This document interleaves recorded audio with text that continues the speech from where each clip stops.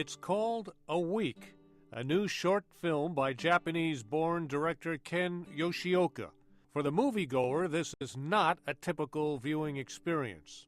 The story about an American husband and father's loss in the aftermath of Japan's massive earthquake in 2011 is filled with images that are not easy to understand. Yoshioka says he was influenced by the Lumiere brothers of France, whose work in the late 1800s pioneered the start of motion pictures. Not much happened in their films, and not much happens in this one. But there is a reason. Yoshioka's 25-minute film uses little camera movement in numerous static scenes to reflect an emptiness felt by the main character, who must cope with the loss of his wife and readjustment with the rest of his family in California. This was my family. The person sitting there is my wife. This is Jane. And there is my son, Gene. The grieving father is a photographer who's lost his way, and his monologues are mannered and unnatural. Howling is the son of Oblivion, and Oblivion is the father of healing, is just one example of such lines throughout the movie. Scenes with a red-headed daughter, the eldest of his 3 children, are likewise stilted. She tells him he can't see the things you don't accept. A liar's truth is a lie. No, I told you the truth. Which means it's truly a lie. That doesn't make any sense! Sorry. Dad, open your eyes. That's enough. Look at the things, even if you don't want to see them. I spoke with Yoshioka about some of the symbolism and how the film is related to the 2011 Japanese earthquake. For me, I felt it has too much possibility to hurt people, not to heal. Then I wanted to make a film that heals people. Then I decided to try to put a lot of metaphors that people might realize or find something just for themselves. Then I hope people can feel healed. Why did you choose to portray American grief rather than Japanese? I believe the power of film. Then film just can't show fictional world.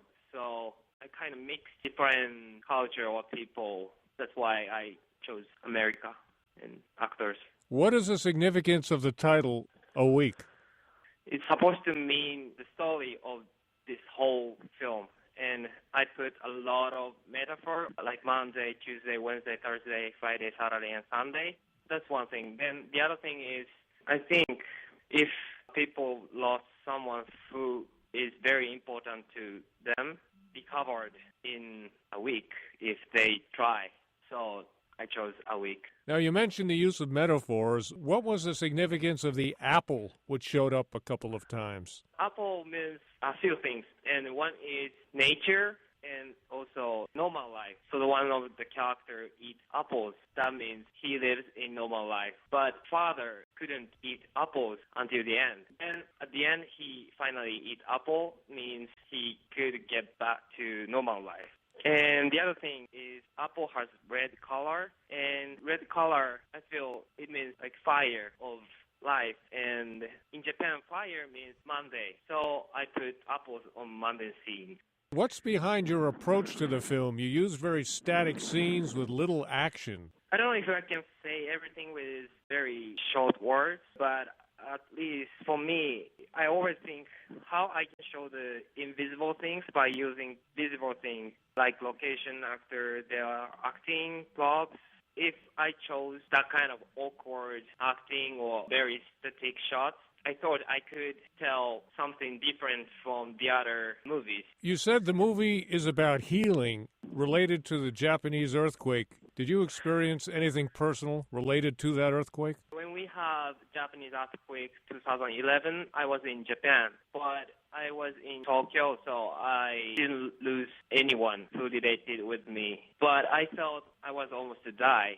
It just changed my life and time and the way of thinking. So it was a very big issue in my life. Yoshioka's movie requires the filmgoer to forget about traditional storytelling. You won't see it here. That makes for some difficult watching. But the 26-year-old filmmaker's efforts are headed for the Independent Film Festival circuit, already well received at one in Brooklyn, New York, this past June. I'm Ray Kugel.